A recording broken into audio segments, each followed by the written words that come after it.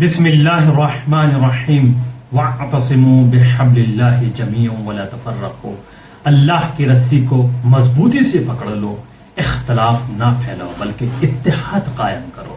تاریخ خود کو دہراتی ہے مگر سبق وہی حاصل کرتے ہیں جو انصاف کے ساتھ عدل کے ساتھ کھڑے ہوتے ہیں۔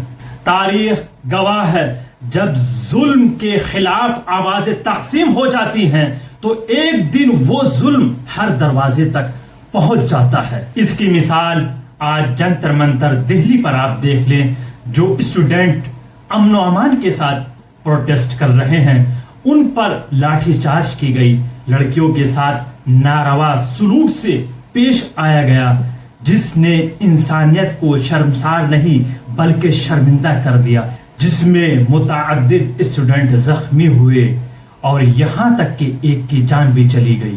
یہ وہی نوجوان ہیں جو قوم کے مستقبل کے چراغ ہیں، لیکن ان کے ساتھ اتنا برا ویوہار کیا جا رہا ہے۔ آخر کیوں؟ لڑکیوں کے کپڑے پھاڑے گئے، ان کے پارٹ کو چھوا جا رہا ہے، یہ کیا ہے؟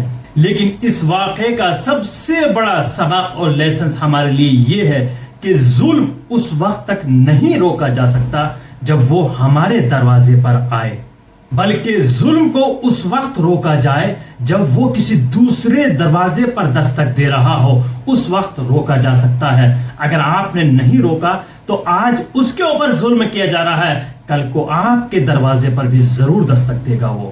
ہمیں یاد رکھنا چاہیے کل 2019 میں جامعہ ملیہ اور اسی طریقے سے علی گڑھ مسلم یونیورسٹی پر بھی پولیس نے اپنی طاقت کا استعمال کیا اور ان کے ساتھ بھی وہی سلوک کیا گیا جو آج دہلی جنتر منتر پر کیا جا رہا ہے۔ اس سے ہمیں سبق حاصل کرنا چاہیے۔